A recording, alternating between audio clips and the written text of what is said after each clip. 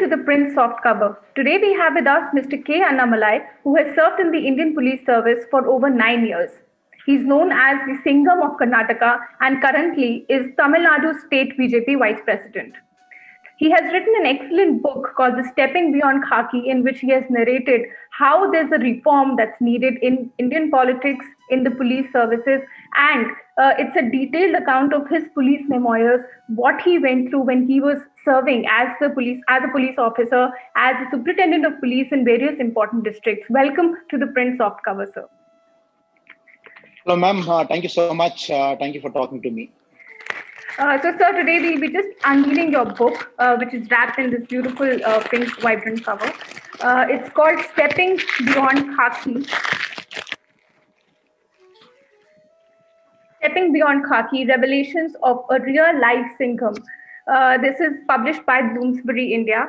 And today we'll be talking about this big book, his experience as a police officer, and why he really chose to quit his job that he loved so much and enter politics. So, sir, just to begin this discussion, if you could just give us a brief about how those 9 years that you spent in the Indian police services were, and why did you choose to really quit the job that you, in fact, have in detail narrated in your book you loved? It's a very fabulous journey, ma'am. Being a part of the Indian civil service itself is an adventure. In a country like India with imperfect systems, the country sorely depends on good civil servants to run the country on a daily basis. So it was a great adventure. And I was fortunate to be in the state of Karnataka and happened to serve in different positions in different districts as SP, ASP, and DCP, different areas. So as I mentioned in the starting point of my book, it starts with this: why quit when the going is good? Right. And everything was going well, I quitted. So why is that after 9 years? Normally, people quit police for a couple of reasons. One, the main reason is they feel fed up with the service. They believe the interference is too high. They want to do something else in life. This is the common answer that most people who quit at my age give, 35, 40 at that age. So for me was, I felt very satisfied, though it was 9.5 years, I felt very satisfied. And there was always an inner urge. If you go through the subsequent chapters of the book, I talk about that. Right. There was an inner urge to get back to the roots. So I was no more the ASP cop. I was no more the SP cop. With time and with service, I was going up the ranks. My pedigree was going up, but somehow I felt I was getting disconnected with the root. So I entered civil service to be a part of the grassroots and bring that change there. And as I mentioned in the reforms part also, the political policy reforms part also, I felt the country also needs a kind of good leaders at the political level, where a lot of laws and all those things can be changed at that level. Right. So being a cop becomes easier at that once the laws that control a police force, once the state and the central government becomes more efficient, the job of a policeman also becomes that much easier. Right. For me, quitting the police force was all about looking at a slightly larger dimension of life, where I felt I can always go back to the grassroots and serve in a much more, I would say, in a holistic way. Though the service in policing was great, I felt 9 years had that fulfillment. I felt it's time to move on. So, in fact, as I said in great detail, you talk about how police reforms are utmostly needed, how reforms are needed in politics, and you also talk about how political interference is, in fact, an integral part of policing, something that most police officers do not talk about honestly, and how leadership is very important. A caring and compassionate leader is what the police force requires. So when you say these things, sir, in fact, I have made some notes about you saying that policing is in the world is actually misunderstood. Why do you say that, and what do you mean by it?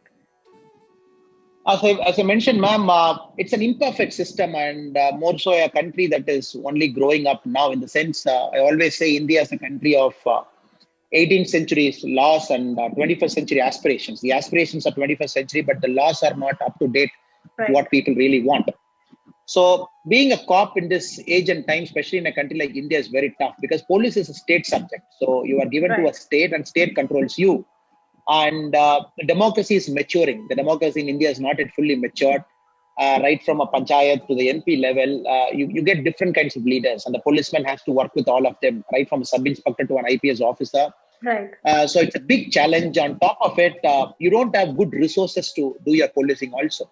as I mentioned in one chapter of the book, where the government would rather buy a bus which will generate revenue rather than giving money to a police force, which will only do a service. Police is not a revenue generating force. So coupled with the lack of resource, coupled with an imperfect system, coupled with the maturing democracy, being a policeman is all the more tough in a country with the expectations are so high. The people want really better services, quicker services, faster services.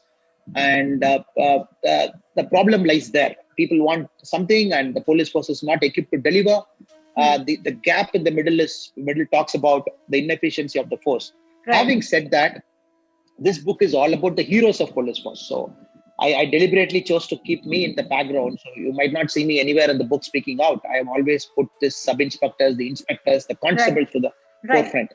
So these guys deliver this despite the lack of all those things. So the emphasis on the book is all about that, where people go beyond their call of duty. In police force, it is always beyond the call of duty. So every time you got to go beyond that, beyond the job profile, only then you can deliver. So India is a country still that is running and police force is still delivering, and people still have some hope on the police force only because we have a lot of quiet heroes throughout the force who keep delivering to the best of their ability. So if you're able to give them better laws, if they're able to give them better reforms, better resources, and Indian police force can one of the best police force in the world. So no police force can match India. The reason is ours is the one police force where you need a lot of emotional quotient to deal with Indian people, unlike the US and the European forces, where the mere intellectual ability you can handle those things. But India is a country with a lot of caste, a lot of religious, a lot of other divisions. So a successful cop has to have a lot of emotional quotient. He has to have very high EQ. And being the first respondent, of course, the police has to be extra cautious about these things. You're right, ma'am. You're right. So you are always the first responder for everything, be it a municipal issue, be it a revenue issue, and be it a police issue. Every time your heads roll. And I'm just wondering if we consciously allocate resources to our guys, if we consciously groom better leaders in the police force, and the Indian police force would be a far, far superior force without any doubt. So we'll talk about these, how leadership is very important and how, in fact, in great detail, you talk about the role of constables, sub-inspectors, which you call is the backbone of policing in our country. Just let me take you back to the initial chapters of your book when you are talking about you being an IIM graduate and how you then decide to go on to civil services. You walk into an institute and meet a doctor from Chennai. If you could just recall those training days of yours, how difficult it was, because going through those chapters, even though I am not a police officer, I could feel, what a trainee police officer would have been going through at that moment. It's very tough, ma'am. So I never wanted to be a cop. Frankly speaking, I wanted to be a businessman. That is why I went to IIM for my MBA. But somehow life in UP changed me. UP is a great state, phenomenal state, amazing people. But having said that, the experience I had there, traveling across UP, especially in the Purvanchal side, and the Mumbai attack, November 26 in 2008, both happened in my first year. Somehow I felt civil service is my calling. So it was a very audacious attempt. You take a train, because I've read where all the top civil servants, they come from Delhi. So I've heard about one name where a lot of guys come. I went there and I was just trying to get into that office to inquire how to start the exam, how to do the whole thing. There was one Dr. Mahesh, and we connected after I wrote the book. I wanted to give him a copy. We connected now. Such a great man. So he was standing there. I asked him, and so I come from Lucknow, and I wanted to meet the administration guy to take some help. He said, no, it doesn't work like that. You come, we will go for a walk. So he took me for a walk outside the institute. I still recall this moment. He took me to his place. He ran me through the whole thing about how the civil service functions, the 3 exams you got to give, the prelims, mains, and the interview, how it's a 1-year process and it involves a lot of hard work. I'll always be grateful for this guy, because in this age and time when the human beings, they've become very selfish also. We rarely see selfless guys who go out and help others. So starting from that day, and he was the main impetus for me to crack that exam. And cracking this exam along with an IIM is very tough. As they say, getting into IIM is easier, but getting out is tougher, because it's very tough. But somehow the deans were very kind, the professors were very kind. When the exams were clashing, I was able to manage that also. So only when I wrote this book, I was able to recall all those moments. In the heat of the moment, I never ever fully understood the kind of effort that I put in. While writing that book, I've really understood, oh my God, and how nice people were to me, how lucky I was able to write both exams together. And it's like one hurdle after the other hurdle. After you cross it, when you get into NPI Hyderabad, I've wrote in very detail about the Right. training part. Right. It's very tough. Right from the horses, nobody listens to you there. Right. and, and it's a 2-year full training. So the year one is all about uh, leadership ability, fitness, and trying to belong there. In fact, you have And mentioned one bungee jumping incident as a life-altering incident for you. correct, man. Correct. And this training, the IPS training itself is focused on a lot of out of comfort zone moments. So a lot of training is designed in such a way you get to experience training in such a way that you get pulled out of your comfort zone. So one Right. such zone is you got to do a bungee in the highest part of India, in Uttaranchal. So you go there with all your mojo, and moment you go there, you see the height where human beings are like tiny ants. You don't want to jump. So that jump was an important jump in my life because it taught me about risk and how I can perceive risk in life. So the Right. training has shaped a lot of us to be better human beings, more than better police officers. Right. I always believe better human beings, they become better police officers. The vice versa is not true. Better police officers are not good human beings always, not always. So training is phenomenal, and thanks to all our ustads. Normally we call our training people as ustad. We call them, and they put their heart and soul to train us. And I am a proper thoroughbred South Indian with very little Hindi, and Right. Lucknow to Delhi to Hyderabad is a very fascinating journey. I saw the best of India as well at that point of time. So how different was UP from Tamil Nadu, sir? And why do you stress upon your journey in UP as one of the most important assignments that you've ever had? Tamil Nadu is a very ordered state, maybe on the conservative side as well, but UP is a very free flowing in the sense I found a huge population, a lot of population, and governance not at its greatest. I'm talking of 2008 to 10. Right. Governance is improving, and the have-nots is more than haves. And a simple issue of people not doing a breastfeeding, and that children are dying before 30 days. So UP told me what India is all about. So Right. I started liking UP after that, because very great human beings, very original human beings, very dignified human beings. At the same time, somehow the government was not supporting them. Somehow life was not very kind to them. So going around that, it gave a meaning to my life. A person like me at the age of 22, Right. trying to figure out what I want to do in life, UP gave me that idea that probably I should dedicate my life to the service of others, betterment of others. So UP is a very important turning point in my life, madam. Right. So, talking about the idea of a policeman, you are called the Singham of Karnataka. We have seen in Bollywood movies how a cop goes around bashing bad people, and you, in your book, in fact, have written that policing is not just about machoism and bashing up bad guys. So, because in the book you detail about how weekly ops are so important, how empowering subordinates is so important. So, when you say policing, what all does it entail?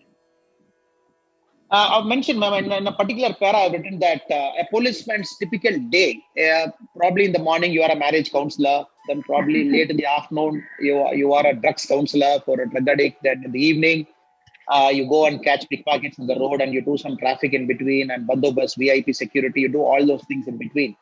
So if you look at all those things, ma'am, you need to have a lot of empathy. So a policeman has to have a lot of empathy, more than bashing up and having that macro image. And second, you've got to be a keen listener, because everybody who comes to you comes with a lot of problems which others can't solve. So these two are important for me. And when we are able to structure a training, structure a policeman on this empathy and keen listening, probably he becomes a better human being, because he's aware of other person's problem. He feels the other person's pain. Right. And many a time, as I mentioned, ma'am, since it's an imperfect system, and you can't just move the file to the other department. So police, many times when people come to you, they come to you as a last resort. Absolutely. So you've got to go that extra call. You got to take that extra call to get the problem solved at your level. So many a time I see when the street lights don't function in the evening, that is the time the chain snatching goes up. So if I just write a letter to somebody in the government department to fix the street light, it doesn't happen that way. Right. So what we do is our beat constables go there, they catch hold of the contractor, they climb up that thing, they fix that bulb, and the light comes. So that is what I mentioned, ma'am. To do that, they got to be better human beings. So you got to feel that Somebody's loss of property is your loss of property. Right. And when the traffic arrangements is not proper, when somebody dies, and maybe it could be somebody's child, it could be somebody's husband, somebody's wife, but you got to feel it is as if they're our family member. So I've seen good leaders, they have empathy at the core of their policing, ma'am. So Right. I was very fortunate to work with some great leaders. And some of the training is not up to the mark in producing empathetic individuals. So this has to happen at the constabulary, at the sub-inspector. You see all those bad things in the TV and whatever print also keeps writing about the high-handedness of the police people. It all happens because somehow we are not able to create empathetic individuals, so who become better human beings. On top of that, they are better police officers. So this is how I would say. Where do you think we lack as a system, sir? Is it because, in fact, in your book also you have mentioned about increased working hours and no relief, no weekly offs. Then they can't go and meet their families. There is no time to have lunch. They can't take care of their health. So where are we lacking here when you talk about this? That police high-handedness. I think it's government's intent, ma'am. The government has to have a very clear intent that policing cannot be neglected in a society. So in a democracy, it's understandable that the politicians want to keep police at arm's length. You got to control the police machinery, but it doesn't work that way. Right. So policemen have to be having the freedom, and they have to have the ability to do policing free of political interference. So once we have that intent, then the money flows. I mentioned there in somewhere in the book also the kind of budget that is given to a police department is very, very low, ma'am. Very, very low. Right. The whole of Indian policing budget is less than the New York Police Department's budget. So it is that low. Right. So people have to have better systems, better firearms, better cars, better vehicles, better place to stay. Even the housing unit has to improve, better police stations. Once we take care of all the peripheral stuff, man, then what happens is this guy mentally is free. He is no more bothered about having the 20,000 salary and taking care of 2 kids at home. So this can happen only when the government is clear in its intent that policing has to be free from all political interference. Number 2, the citizens also has to understand that to have a better police force, it's important that they demand. They keep demanding other things. They keep demanding water. They keep demanding electricity. Likewise, a law and order has become a basic for anybody's functioning, because we all go walk in the evening. I want everybody to secure when they walk. Right. And you and me, we go at high-speed cars on the highway. So we want police to police that road. So citizens also has to become more vociferous, telling the politicians that more amount of budget or more resources has to be given to the police department. So when the pressure is on the public, from the citizens, on the political side, then reforms will start flowing. Okay. So, in fact, you have mentioned in your book some action points while you were in service as a police officer, some points that you laid out for your people, for the people who are working under you. If you can just give us a peek into what those action points were, because I have read the book, but for our viewers. This is a very early part of my career, when I was an assistant superintendent of police in a place called Karkala in Udupi district. Somehow I've stayed out of MBA, and we all have all big things in our head to do it. So it is that time. So idealism was more than practicality. Somehow I felt the human resources that we have is not up to the mark. The language that we use, and the responsibility that we take, the leadership that we show. So I had a very single charter where we used to paste in the police station. This is after a combined group think with all the constables and everybody. We felt as a senior police officer, I will start taking pressure. So pressure will not go downwards because the leader has to take pressure. Right. I felt the moment the pressure gets passed downwards, so everybody starts behaving like they're out of control. So we wanted to fix that so that everybody can coolly, happily work. So even something goes wrong, as long as the intent was there, I said I'll protect them. Right. Then we started with the kind of language. I always found within the police department, the subordinates were not treated very fairly and equitably. A constable was not given the respect that he deserved. So we give so much respect to a politician, but we don't give respect to our own brothers who are inside the police force. So that I felt has to change. And we said there is no compromise on weekly ops. Everybody has to take 1 day break in a week. So that is, if at all they are not interested, it is for their family. They have to go to a temple or a mosque or church or cinema theatre, wherever they want. But it is for them. So only if their mind is at ease, they can come out and do some work. Right. So I started going after people who are not taking a weekly off, because I've written in the book also, I saw cases where people weren't taking weekly off for 15 years at a stretch. Imagine people working non-stop, and they used to say with a lot of pride, Right. I never took a leave in 15 years, which I felt in a job which requires empathy.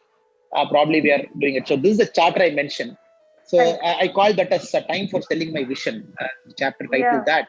So I found once people are able to buy that vision, and for me also, I felt I will not be like a normal IPS officer. So I'll be very different, and I will not have orderlies, and Right. I'll be the normal self, and I will not take any help from anybody unless it's legally allowed to me. Right. So I started behaving like a normal human being, expecting the guys around me will start behaving like a normal human being. Once we start doing it, and then I felt the core of empathy will somehow come into the police force, and will start treating people with the respect they deserve. So this is what it Right. is now.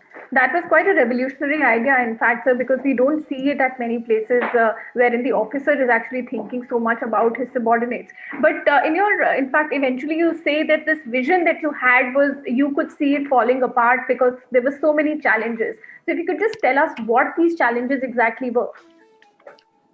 It's typical of management, ma'am. So normally when we bring any new ideation into an existing structure, and there are a lot of forces which will oppose it. So here, uh, I felt the challenges to the vision were many, and one it started with the weekly off itself. People felt if they don't take a weekly off, a day off in the week, government was paying them 350 rupees Right. per day, Right. and for them monetary incentive was more important than their break, because they Right. felt a person who's earning 20,000 salary, 1,400 rupees per month was making a lot of difference. So because they're poorly paid, as they mentioned also, ma'am, at Right. Right. constable level. Second, at the leadership level also, somehow it's a muscle memory for them. 10, 15 years, sub inspector was bossing over an assistant sub inspector. He was bossing over an head constable. And suddenly, one fine day, when I said that everybody is equal and maybe rank wise somebody is superior, Right. but you can't use language that is not right. So for them, it was a little bit tough to get adjusted to the new environment. And thirdly, when I became more open, so it was more like a radical transparency. The whole Right. office was supposed to be open, and there's no place for corruption. And people know if you don't perform, I'm going to complain to the ASP. So that new radical transparency was a little bit tough for them. Hmm. So which I was expecting, ma'am. There was that resistance, which I felt we had to again go deep down again, Right. do a lot of talking, and more than talking, I had to walk my talk for 1 2 months. Then people started believing this is a guy who will never speak and run away. Probably has got some intention behind his speech. Right. So yes, ma'am, I mentioned that in detail as well. Yeah, yeah. So talking about power perception, in fact, as I mentioned earlier, the book is very honest when it comes to political interference in policing. But your first brush with politicians was you have mentioned an episode of a hartal. So you have said that how dealing with politicians is something that is a part and parcel of a policeman's life, but one needs to know how to go about it. So, if you could just give us a brief about that hartal, what was that first brush with the politicians, and what did you, as a young police officer, understand of it? That's a very important moment in my policing journey, ma'am, where I was given the job of arresting a culprit. It happened in the nearby subdivision, so I'm not at all in charge of that place, but somehow Right. the district chief felt I should go there. So when I went there, he arrested the right person, got him to the police station and sent him behind bar. But somehow what happened is, typical of India, where people took recourse to religion. People said, I'm supposed to go to this temple, and this guy offended me by calling me names, and he has insulted the robe I'm wearing, the clothes I'm wearing. So what happened is, the next day they called for a big band and against me, and 10,000 plus people gathered. And I'm 1 year into my service. Some of the seniors felt I'm not practical enough to handle that. So they kept me locked inside the police station, inside the office, asking me not to come. So that whole atmosphere of that's Right. the first time I felt how people, if they operate very smartly, they can take law into their own hands, and how they understand how perception shape you and me, they can game the whole system.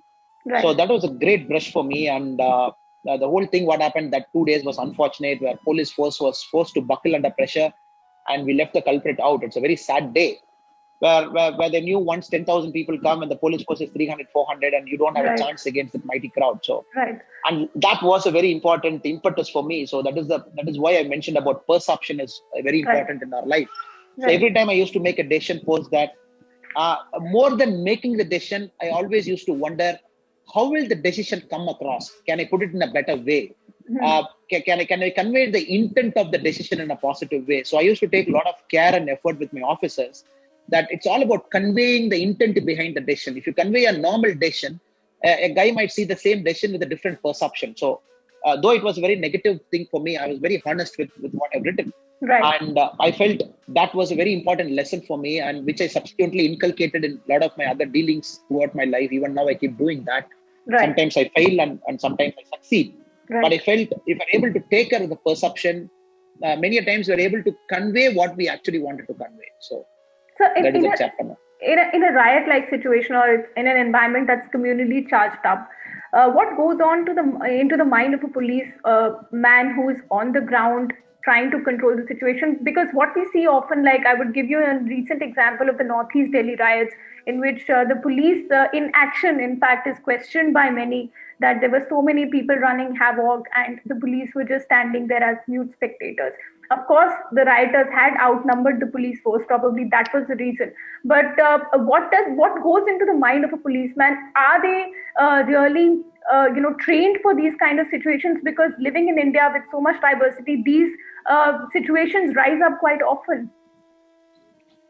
You're right, ma'am. That's an excellent question. So people are trained, but you always know, ma'am, it's a training cannot simulate everything. It's a small training where there will be some 50 guys, and the police guys in the training would be taught how to deal with those 50 guys. But normally, when we go into a very riot situation, when the police force is not disciplined, we are asking for trouble. So what happened in Delhi?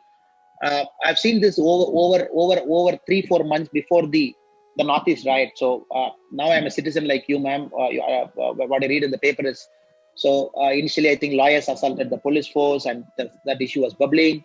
And the police went for a riot outside the commissioner's office that was bubbling, and the riot happened. So somehow when the police force loses discipline, then we are in trouble, ma'am. So a lot of effort has to be there to keep the force disciplined.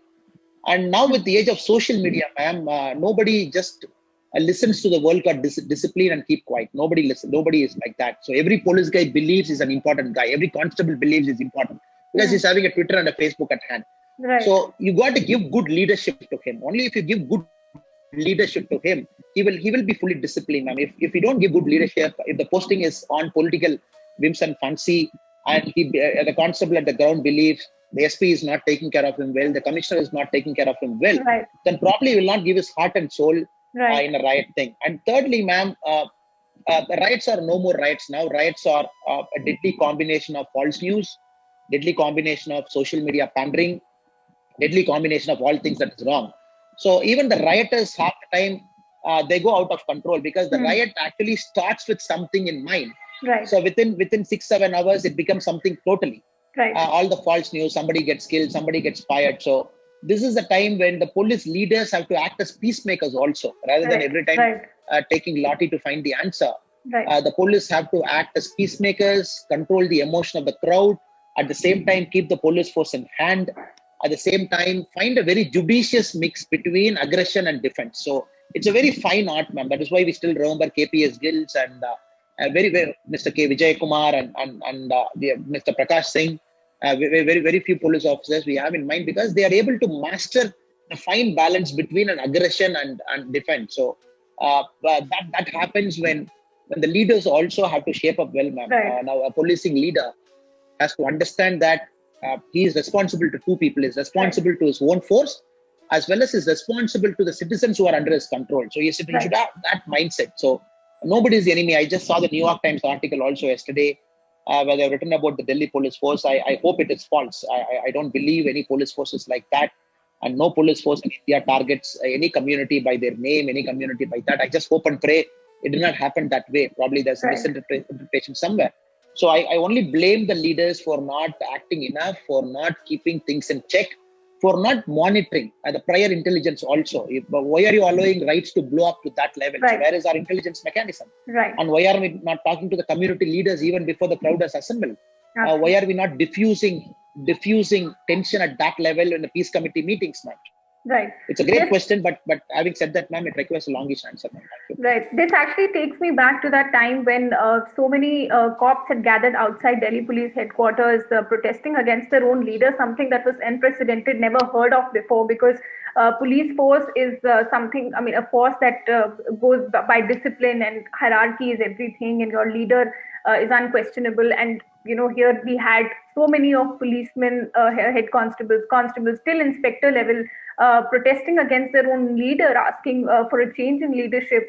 So this is why I think you're talking about why leadership is so important, because that is what they kept talking about, that if we take an action against someone, then we are questioned. If we don't take action against someone, then we are questioned. So our leaders don't stand beside us, and that is what we want.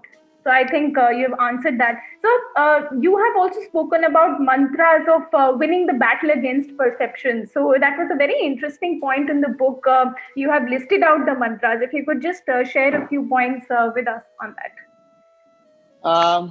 Ma'am, in the perception battle, what I've mentioned is, as I'm talking to you, I'm just opening the book. So, yeah. Winning the perception, yes, ma'am. So, so it's more important is how do we communicate what we have to communicate. If we don't do that well, so we are in trouble. So if I go to the mantras directly, ma'am, I mentioned about we have to understand as human being, we all have biases inside. So right. The way we are conditioned. So as a leaders, when we start taking decisions with those bias that is already built in, then we are in trouble. So 26, 27-year-old guy becomes an IPS. So 26 years, he has seen the society. People have told him what a male is, what a female is, and who is powerful and who is not so powerful. So this bias, unless we are not aware of it, then we are in trouble, ma'am. So that is the first point I mentioned. Yeah. So aware of your bias, and so that when you make decisions, you can know that you can transcend this bias before making the better decision, and put yourself in others' shoes before you make a decision. Many a time what happens is, ma'am, we sit in AC rooms, and the police force, the bigger you grow up in service, SPs and DIGs and IGs, you lose touch with ground level. Right. So you sit in big offices, and information that comes to you is always filtered, and people will always tell you things that you want to hear, that is pleasing to you. Right. So many a time we lose that beginner's touch. I would say right. Beginner spirit or beginner's touch. Put ourselves right. in other shoes, and rethink how our actions will be perceived. This is the intention behind your decision. When people receive it, will they receive it with the same intention? And when I was bringing in weekly off, the intention right. was to take care of my guys. Right. But many people, when they received it, they felt, oh, this guy is not allowing me to earn my 1,400 rupees. Right. And I don't have work at home. What is he doing? Because the intention receiving is a problem, ma'am. Right. And I also mentioned about give benefit of doubt to the opposite person. I mean, this age and time, with so much thing around, we always believe what we do is right. And we have all the information to believe what we do is right. At the same time, we have to understand maybe the other person is also right. Can I give him some time to listen to him? So this normally happens in suspension of police constables. I've written in a chapter also. Where many a time I've seen a drunkard, a police guy who's drunk on duty, we just suspend him. Yes, right. It's wrong. But suspension is only the triggering factor. So many a time when you go sit with them and talk, why are you drinking? And the cost factors are something else. And I've mentioned about a person's love failure and how it affected him. Right. So that also is important, because we can go for long-term solutions. When in anger, I mentioned think about the points again. So 1 to 5, and yes, that's what I mentioned. So, in fact, as I said, that the book is a very, very honest admission of so many things. One thing that you write about, and in fact, I was quite surprised about reading it, when you mentioned that how bribery is systematic in policing. Because wherever you go, if you have like an image of a policeman, so ye hota hai ki wo paisa khata hoga. That's like a general image of a policeman. And you, in fact, in your book have mentioned in great detail how one old man came to you, handed over a rupee 500 note just because you did your job. But he thought that he has to pay you for what you did. If you could just recall that incident once for our viewers, because I think that was a very, very strong incident, and it shakes you up when you read it, that even an old man thinks that he has to pay an officer 500 rupees for doing his job. 2013, I think in the month of September, to be precise, ma'am, when I was an ASP, 2 months into my job, this old gentleman had some land issue with a neighbor. So which I went and solved because his neighbor is a continuous petition guy. He keeps petitioning about others.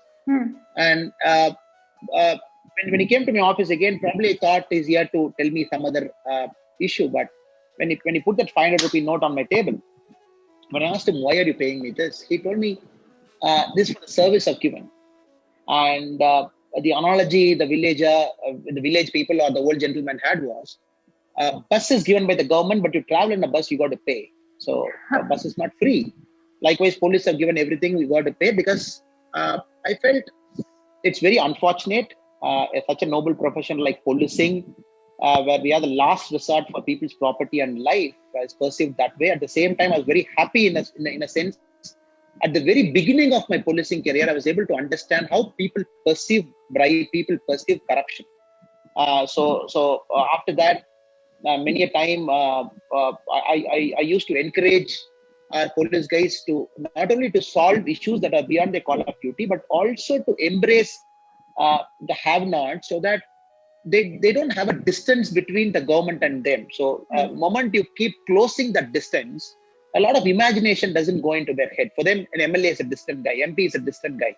Likewise, an IPS officer is also a distant guy. So moment they see you, they believe you are like a god to them. So this normally happens in the rural parts of India, more so in other parts of India also. But that was a great lesson for me. And probably he was seeing me the whole thing. He was seeing me going and fighting with the neighbor and bringing that surveyor and measuring that land.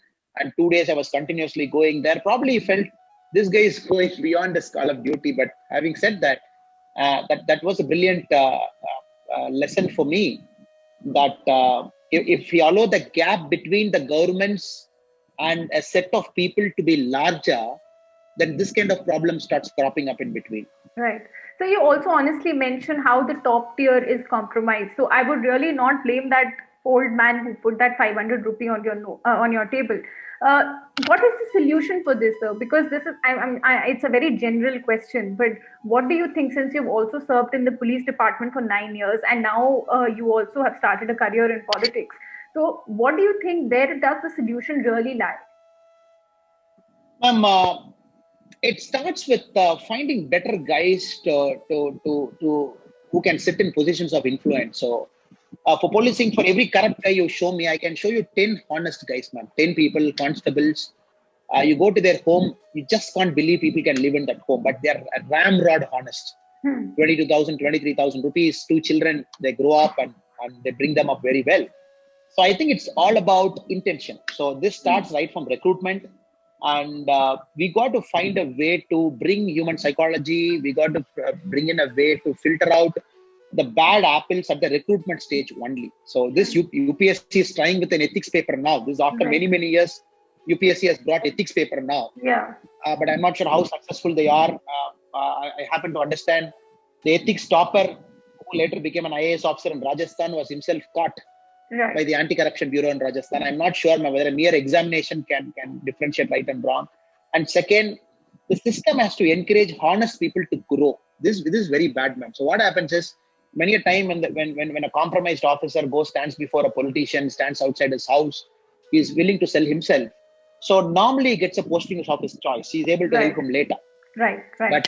But politics in India is very brutal and it's very backward looking also, where we want people of our choice in positions of influence so that we can curry favor with them. Right. So the system has to build in, for example, 2-year tenure.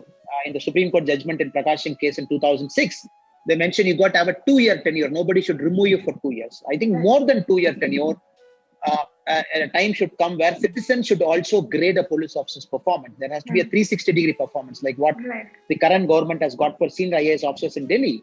A policeman has to be evaluated not only by his seniors, by his juniors, by his subordinates, as well as by the people, so that together we can make a pen picture of how good this guy is.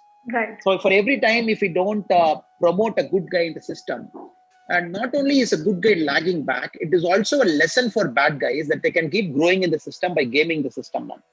So there is no easy answer for that. It starts with systemic reforms. It starts with recruitment processes. It starts with better politics. I've linked this to the politics chapter also. Right. When we don't have good leaders in a political system, The other civil servants or other people who are dependent on the political system, they get corrupted very fast. So Right. so it's a long shot, ma'am. So slowly, steadily, we got to bring in reforms everywhere. Right. So you also say that the bureaucrats, IPS, have a very complex and uneasy kind of a relationship with politicians. So how do you suggest that a police officer or a bureaucrat coexists with the politician? And this I'm asking for UPSC aspirants or probably young officers who may be watching us. For friends who are watching me, they have to understand in a democracy, it's winners all mindset. A politician gets tested every 5 years. A bureaucrat never gets tested. You pass the exam at 24, 25. Until retirement, nobody tests us. So it's a time-bound promotion. A politician by that nature is vulnerable, is scary, and is very backward-looking. He will do anything to win an election. So this mindset we have to understand.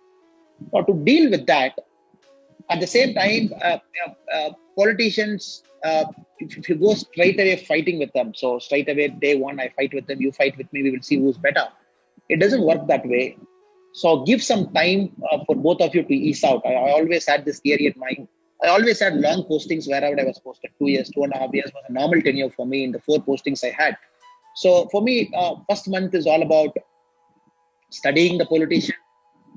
Probably anything illegally tells me, I would say, sir, I want you to meet for a cup of coffee, and can I meet you? And sit with them in a government guest house, drink a cup of coffee, then very politely, very dutifully, I would tell them, this is neither right for him nor for me. And over a point of time, invariably, all the politicians used to understand, okay, this guy will never favor me, nor will he favor others. This is very important. The transparency, combined with humility, combined with patience. So this is lacking with many new civil servants now, because we are in a hurry and we want to change the whole world in one day. It doesn't happen that way. And many a time I've seen when I'm in very critical trouble, it's the politicians who save me than the police officers, because the politicians will normally say, oh, this guy is a good guy, he is very hot-headed, but he doesn't favor anybody. He's like a guy who's like equal to everybody. So that is one lesson which I felt after 9 years.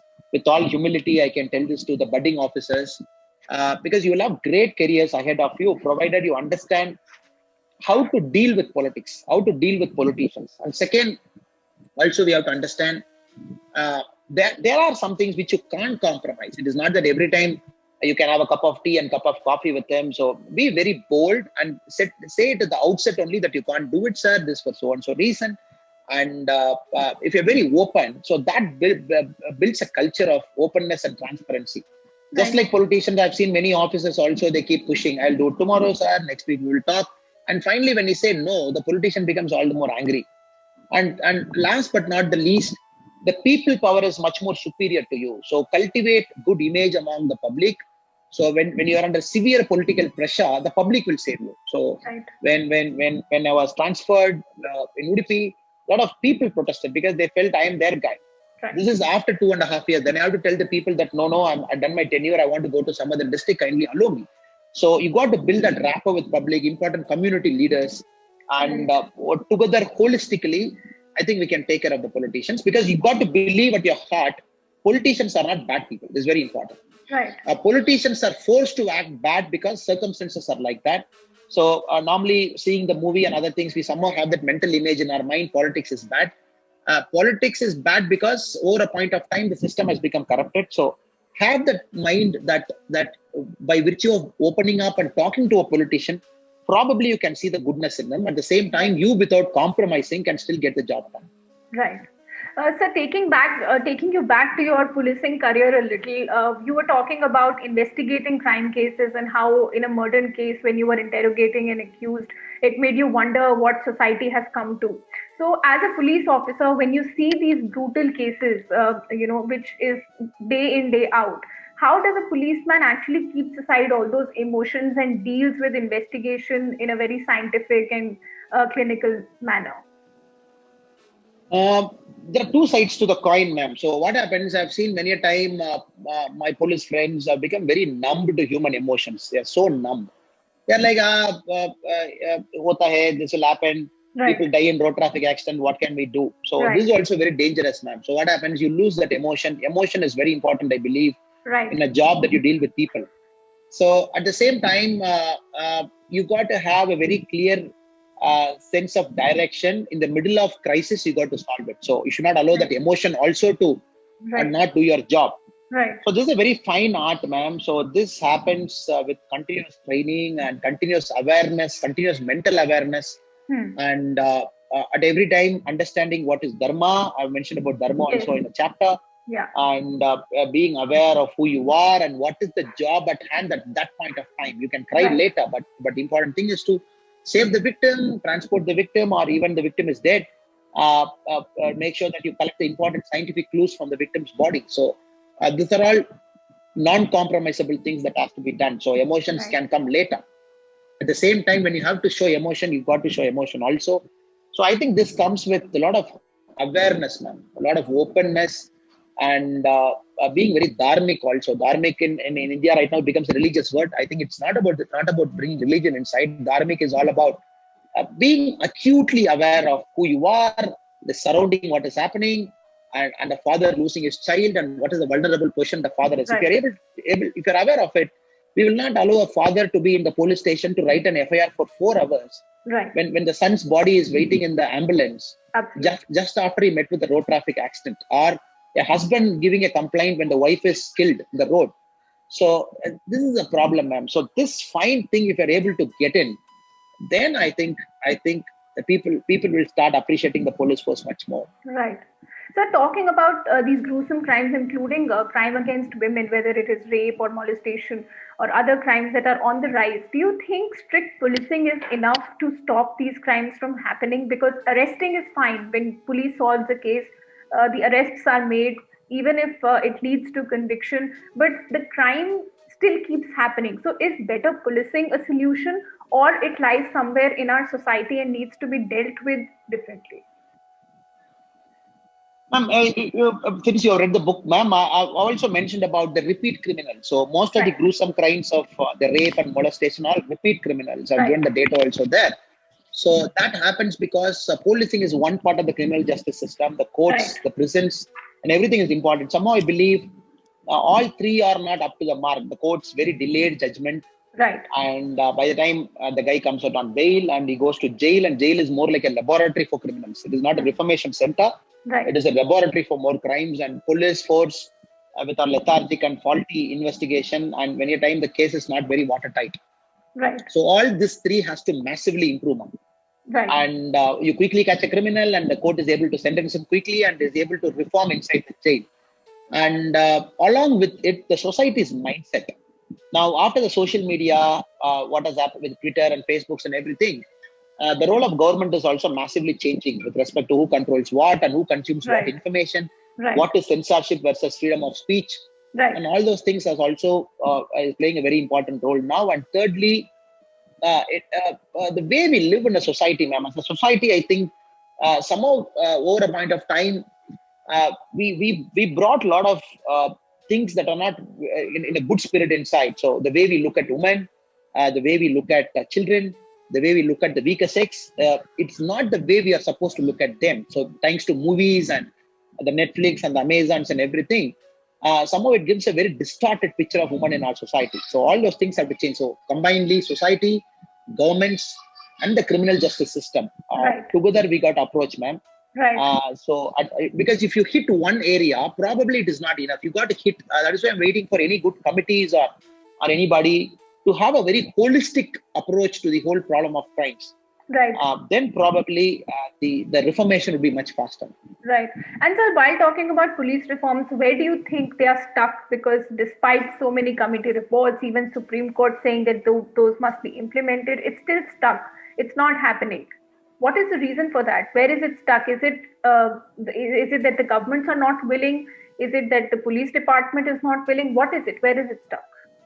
I think both has to be blamed, both the government and the police force, especially the top leadership. They come in a certain way. Moment you bring reforms, probably they'll be more affected than anybody. And you're going to give an oversight committee, and you're going to bring a lot of other things inside. And the government's naturally in a democracy, they want officers who listen to them, who are at their beck and call. So together, and it's very unfortunate in 2006 Supreme Court putting its foot down and accelerating the process, still not maybe Kerala, maybe Tamil Nadu, they've done Karnataka, they've done parts of what Supreme Court has mandated. Nobody has done it fully. Right. And that's very unfortunate, ma'am. And every time some big thing happens in India, immediately we react. Like what happened in Nirbhaya, something big happened. Right. And immediately we changed the laws and then we brought something in. Right. So more than Nirbhaya, ma'am, I really, really feel for the fearless Nirbhaya. And there are thousands of small times Nirbhaya, but that is at stake every day. Right. And that is not coming in the media. So the reforms, only if we bring in, we are able to take care of all those people. That girl walking in the road, she's always walking with fear in some parts of the world, some parts of India specifically. Right. So what we see day in and day out with cup panchayats and other things, I think its time is right, ma'am. So India cannot afford to wait. It's time that the politicians understand having a better police force is for their benefit. Right. And having a better police force inside is for the benefit of officers. And the policemen also have to understand that we can demand more from the government only when the services are up to a mark. Right. We can demand more salary when we prove to the government that our services are up to the mark. So we can't postpone any further. It's a very beautiful Model Police Act drafted by Soli Saurabh and the Prakash Singh ji judgment, also very beautiful Model Police Act, ma'am. Right. I hope and pray that government gets the wisdom to put it in action at the fullest. Absolutely. So a couple of last questions. In your book, you've also mentioned about these MPs with criminal records. So are these people really worthy of sitting in the parliament? And I'm talking about the ones who have cases of murder and even rape registered against them. Now what has happened, ma'am, the election commission every time is bringing in some kind of an incremental reform. Now we talk about 3 years and more imprisonment. You're banned from standing an election. That's a new improvement in the last 5 years. And the problem is, ma'am, in a criminal system, we always look at conviction. So conviction is the gold standard. Right. But somehow due to the faulty criminal justice system, we are not able to get conviction. You get conviction, somehow in the higher courts, you find a way to come out. So I don't want to pronounce anybody as guilty till he has exhausted all the judicial channels that is available to him. Right. But for a start, ma'am, but having said that, ma'am, it's the people who vote him. So the person whom I mentioned, so continuously as an independent, as a ruling party member, he continuously keeps building because he is able to solve problems which the government is not able to solve. Right. Which I call bahubalis. He is able to solve. So the government servants also have to pull up socks. Once they start solving society's problem, then the so-called bahubalis might not be able to rise. So if you look at some states where the per capita GDP is more, in Maharashtra, probably in Tamil Nadu, probably we don't see much bahubali politicians.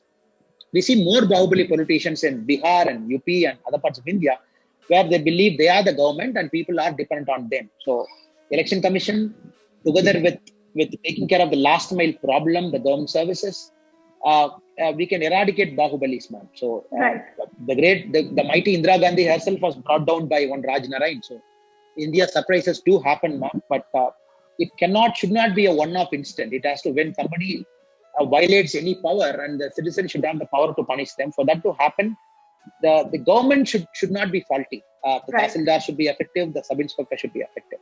Right. So, in your view, what are these political reforms that are much needed in the current scenario? One, criminalization of politics has to end. And whatever the election commission can say, that 3 years conviction, the political party, somebody should take a risk. Some political party should take a risk and say, this guy is charge sheeted. For me, conviction is not important. It's charge sheet. I'm not going to give a seat to him. Probably that could be a best way for women voters to get attracted also. And going one step further, the political party should say, okay, fine, but at least in the top tier, the top leadership roles, nobody with the criminal antecedent can be there. Right. And more importantly, the people also start supporting good candidates. It's a two-way street, man. People cannot vote out good candidates out thinking is useless, is only good for talking, and he will not do anything for me. So people also have to become more awareness. For that, media like print has to play a very important role in taking the goodness of a candidate to a larger public. So together, all those things have to happen, man, because the politician by nature is very varied. Right. And if the people expect it, he'll be more than willing to do it. So combinedly, more than election commission, Supreme Court mandating, I think our politicians should also go one step further. Even before a law coming in, they can be role model citizens by doing it. Right. So you have switched your career from a policeman to a politician. What change does it has it brought to your life?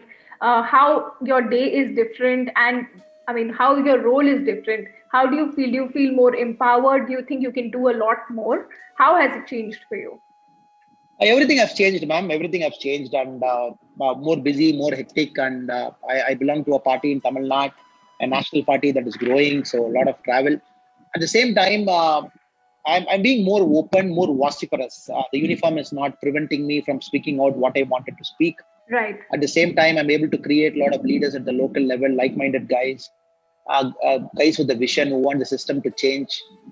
So for me, I'm a budding politician, ma'am. I'm 3.5 months into politics now, and I've come with a vision of bringing that change from the grassroots. I always believe it has to start from panchayat level. So we have to have good MPs and MLAs are maybe figureheads at some point of time, but the panchayat level is where the real delivery happens. You've got to create good number of people there, free of corruption. So it's a work in progress, ma'am. So it's very hectic, very busy.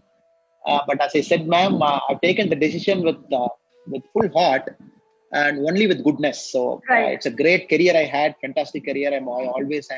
I'm indebted to the love of Karnataka people and love of my other batchmates and other people also. Right. But I felt at this age and time, especially at my time, at the age of 35, I had to make that switch so that I can give the rest of my life, God willing, to a larger cause, ma'am. Right.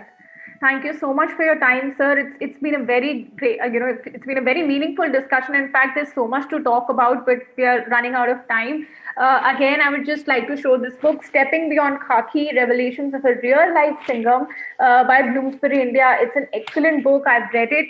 You can get your copy online or on stores. This was a great discussion. Thank you so much for joining us, sir, and many, many congratulations. Thank you, ma'am. Hope you enjoyed reading the book, ma'am. Absolutely, sir. It was very interesting. It gives you it's a very honest book, I would say. That's what I could that's what was going on to my head when I was reading. It's a very, very honest book, and which is what is the beauty about this. So if anyone wants like a really honest, straightforward peek into the life of a policeman, how the system works, this is the book that one should be reading. Thank you so much, sir. Thanks a lot.